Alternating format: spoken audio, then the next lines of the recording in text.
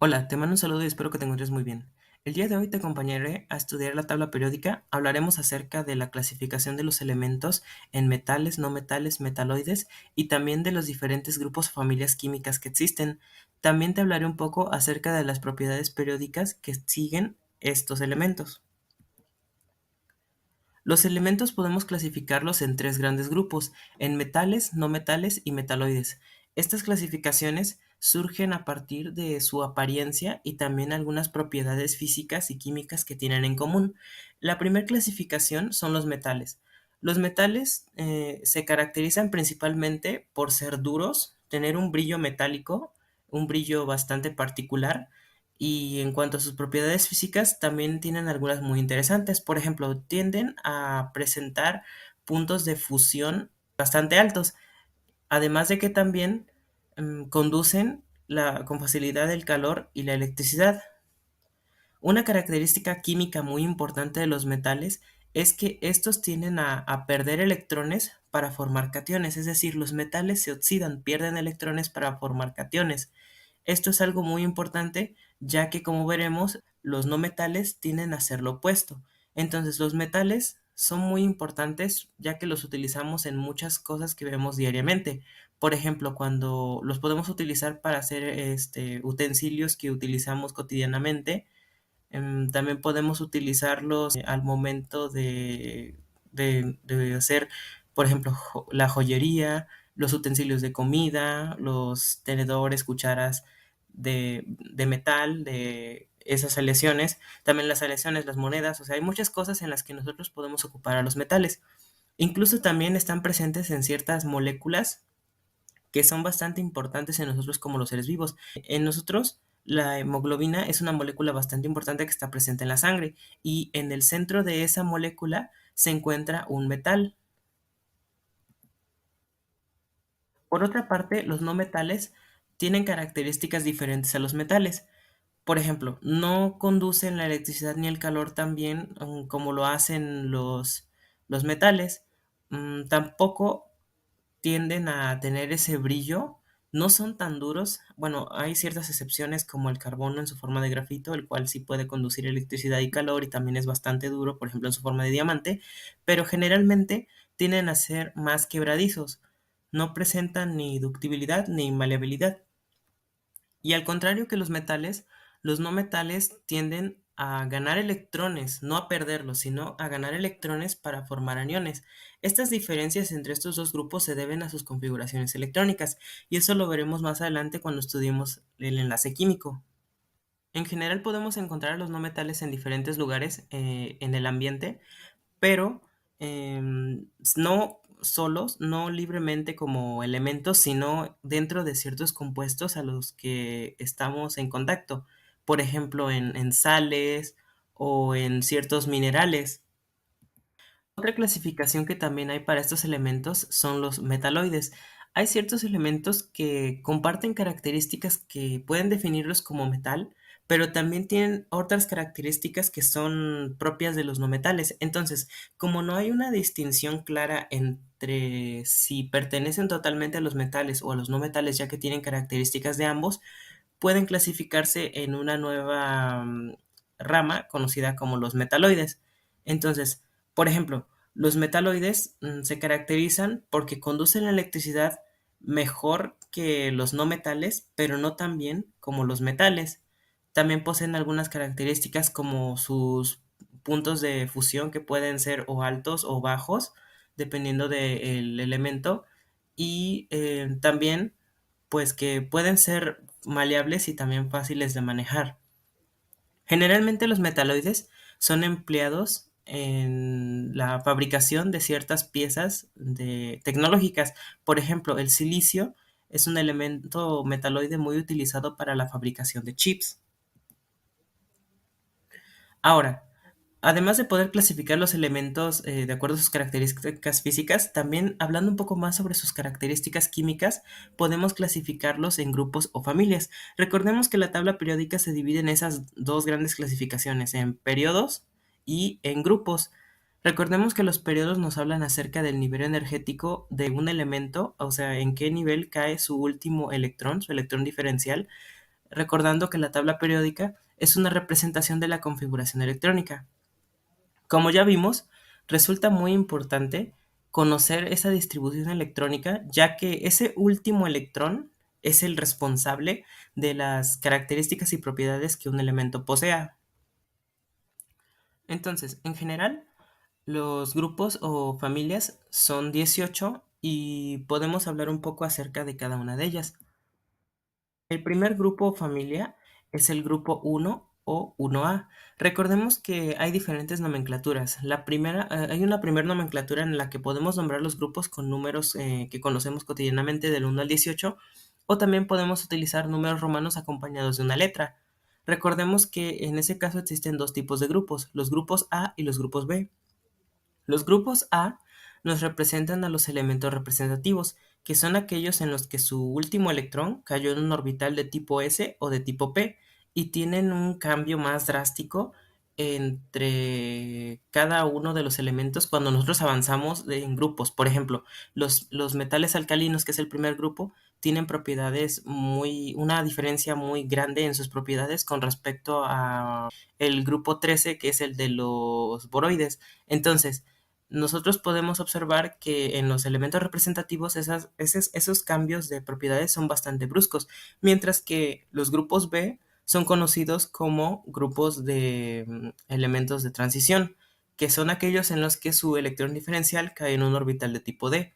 En esos casos, los cambios de propiedades entre una familia y otra no son tan radicales, no son tan distinguibles debido a que presentan ciertas características que se parecen bastante.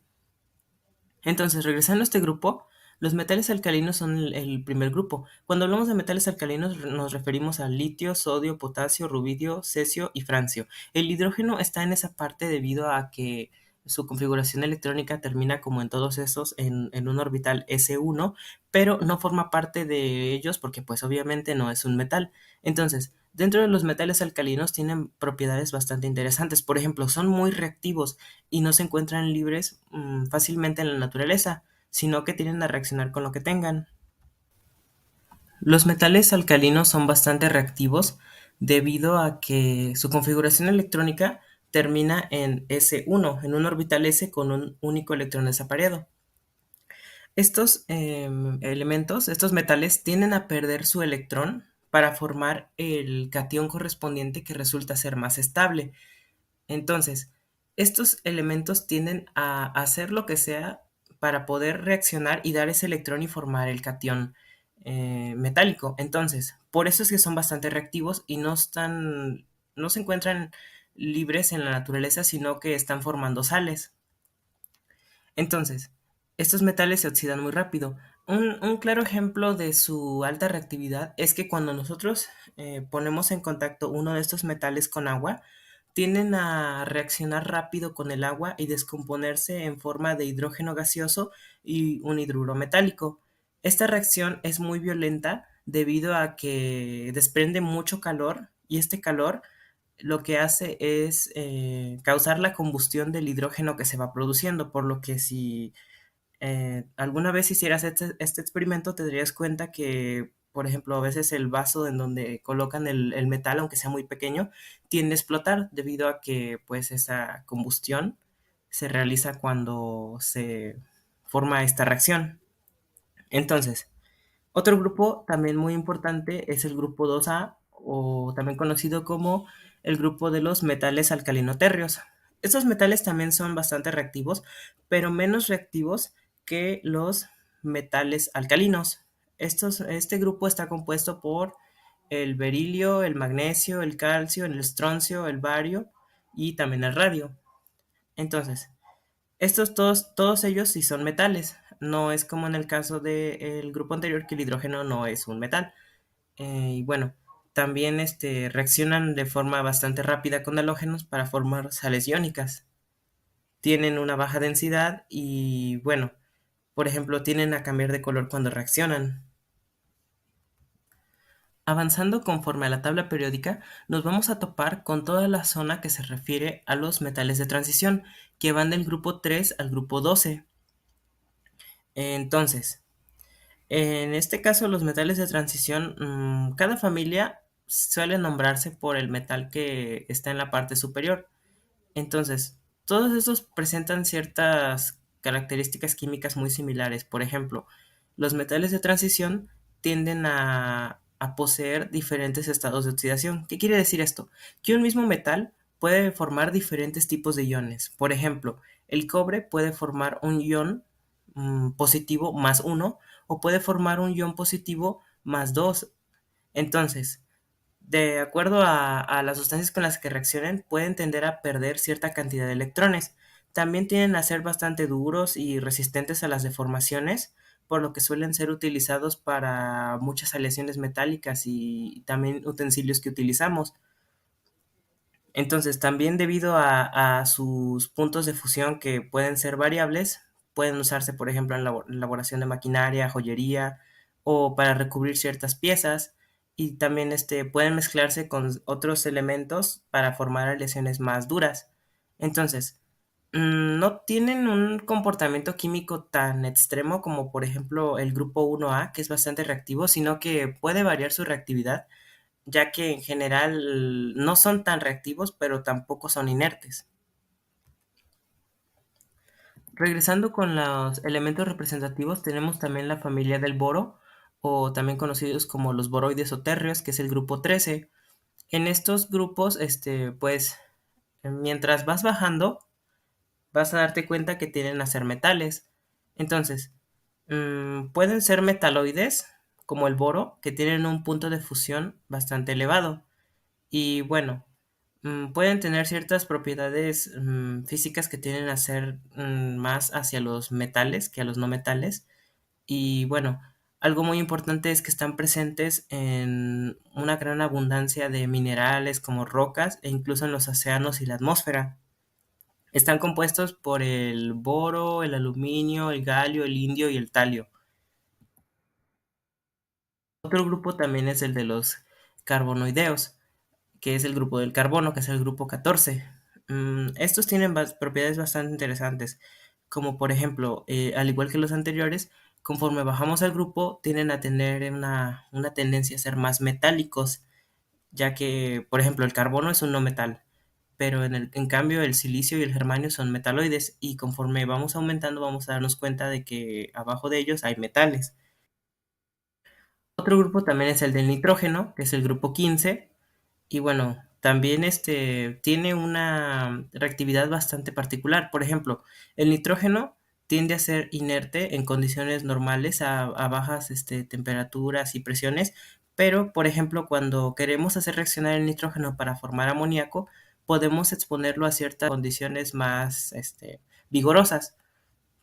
Por ejemplo, pueden tener distintos tipos de valencias, ya que por ejemplo el fósforo puede tener una valencia de 3 o también una valencia de 5. Ahora, también sus puntos de fusión y ebullición aumentan conforme se incrementa el número atómico. Es decir, que mientras más bajemos en el grupo, mayor van a ser estas propiedades. Otro grupo también es el de los calcógenos o anfígenos. Este grupo es el grupo 16 que está encabezado por el oxígeno y bueno, tienen propiedades que varían de ser más no metálicas que de metales y algunas propiedades interesantes es que, por ejemplo, su volumen atómico, densidad y sus puntos de fusión y ebullición aumentan conforme vas bajando al grupo, es decir, conforme aumenta su número atómico.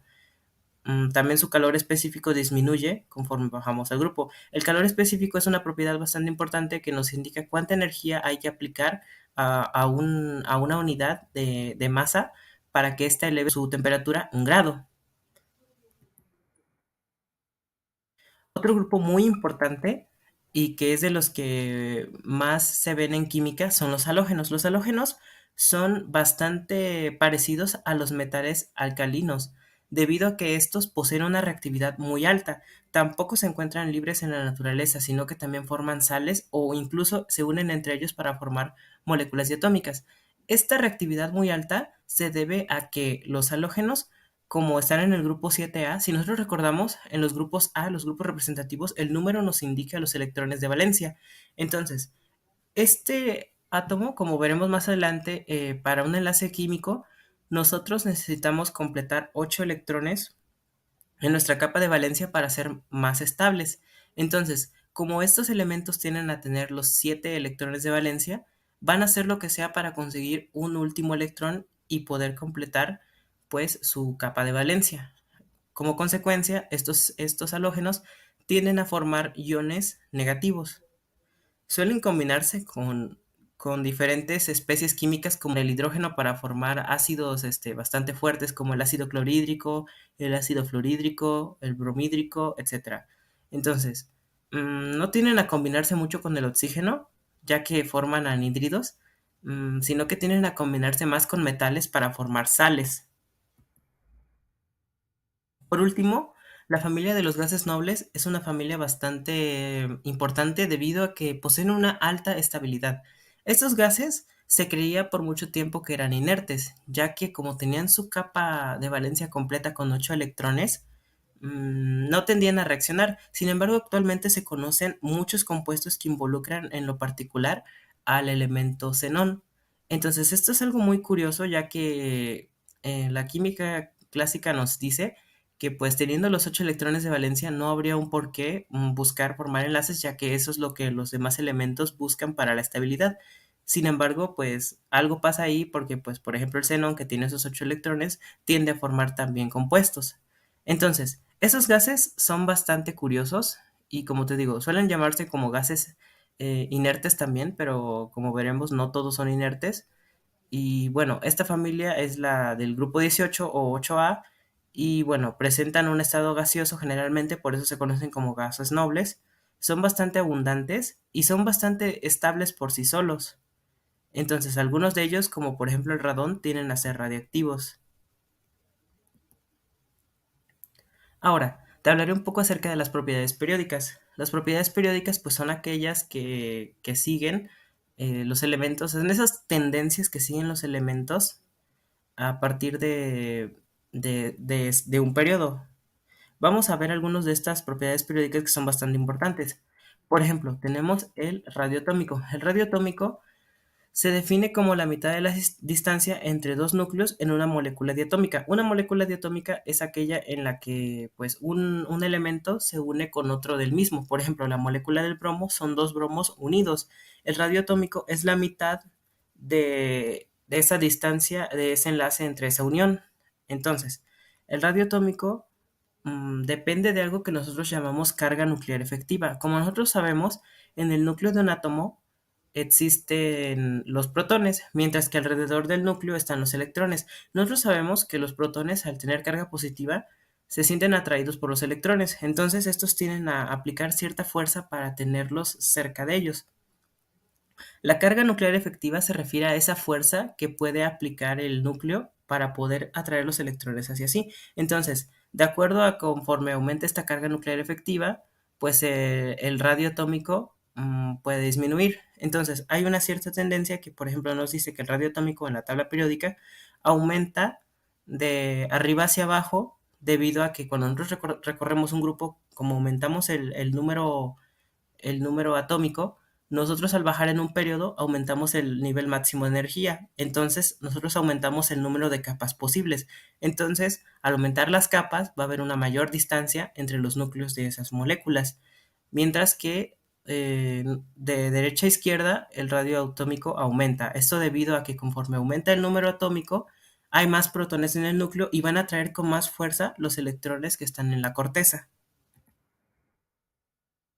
Otra propiedad bastante importante es la energía de ionización. La energía de ionización es la energía que nosotros debemos aplicar a un mol de átomo gaseoso para poder arrancar un electrón y formar un catión. Nosotros vamos a observar que en la tabla periódica los, los, este, los metales alcalinos tienden a perder muy fácil su electrón. Mientras que, por ejemplo, los gases nobles tienden a necesitar mucha energía para poder arrancarles un electrón y formar un catión. Entonces, los metales tienen una energía de ionización más baja debido a que debe aplicarse menos energía para poder formar ese catión, ya que es más estable. Entonces, esta propiedad nos da cierta información acerca de esa reactividad química que tienen estos elementos. Entonces, por ejemplo, la energía de ionización aumenta de izquierda a derecha y de abajo hacia arriba en la tabla periódica, aunque puede haber excepciones. Afinidad electrónica es un concepto bastante diferente. No es lo opuesto a la energía de ionización, pero tiene que ver con ello. La afinidad electrónica, pues es la propiedad en la que se libera cierta energía, la energía que libera un mol de átomo gaseoso, cuando éste absorbe un electrón para formar un anión.